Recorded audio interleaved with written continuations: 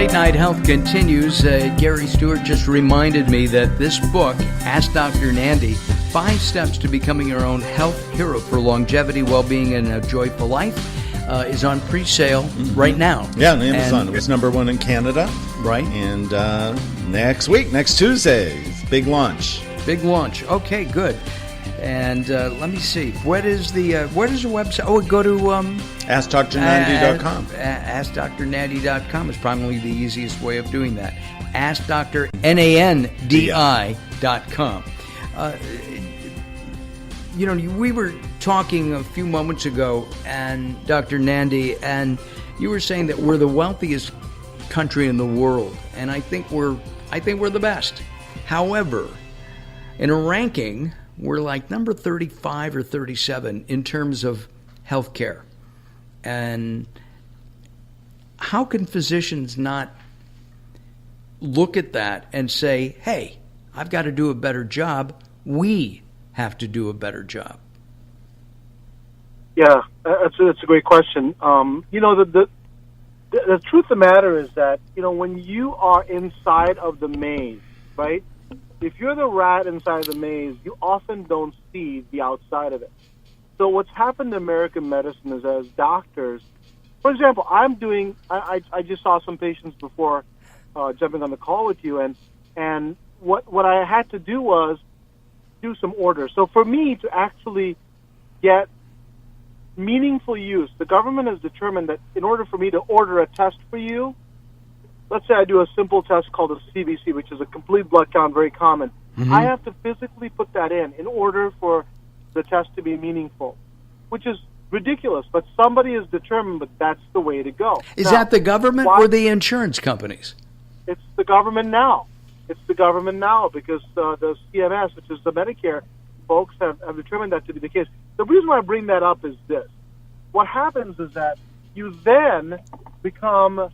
you almost become paralyzed because you're chasing your tail all the time. You can't spend the time or the energy really doing what you're supposed to, which is taking care of patients.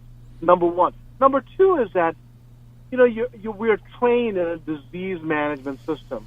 So what that means is that when you go to medical school, people are not teaching you how to be mindful. People are not teaching you how to help your patients really to prevent disease. Well, you're just making sure that people are doing well and really surviving through illnesses. That's the bulk of it.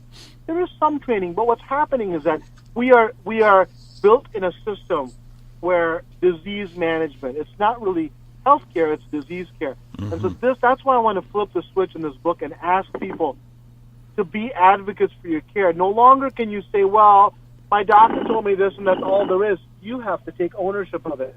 You have to see what you can do. Find resources beyond your doctor, right? And so you can find out what things you're doing. Stop going to places where you know that the food is not healthy for you. Because a lot of us know, but we don't get the mindset to eat mindfully. I know I've talked to Gary Stewart many times, and he said, he learned much earlier that, if you look at the ingredients, just flip the package behind what the beautiful advertising, you can find out some of the reasons why you're not doing well in your health. Mm-hmm. So what I do in this book, I talk about number one, the why, the purpose. Why are you doing this? For me, listen, I want to be around for my kids and their grandkids, and I know that if I don't do the steps right now, when I'm in health, I'm not going to be around. So whatever your purpose is, once you have the why, then things follow. Mindful eating follows. Purposeful movement.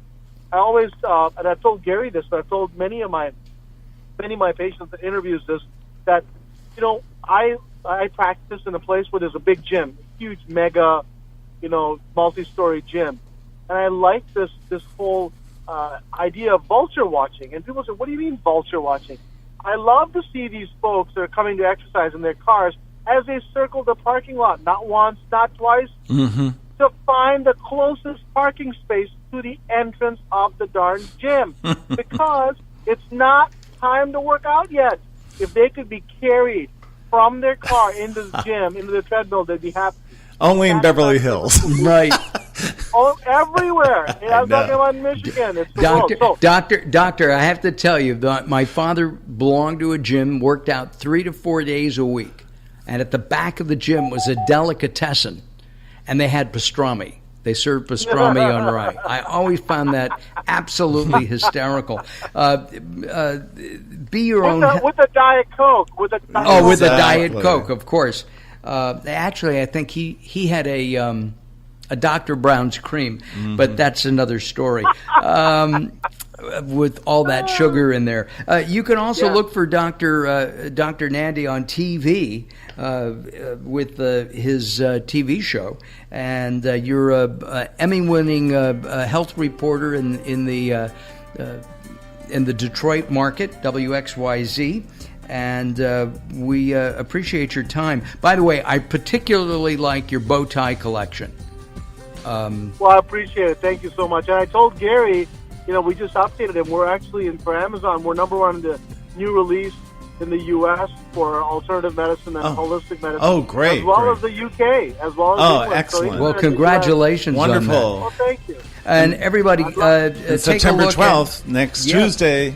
Go to AskDrNandy.com, and also you can go to LateNightHealth.com, and you'll see pictures of Gary and me, and we're holding up Dr. Nandi, well, in his book at least. We'll be back in just a couple of moments as Late Night Health continues. Don't go away, more coming up.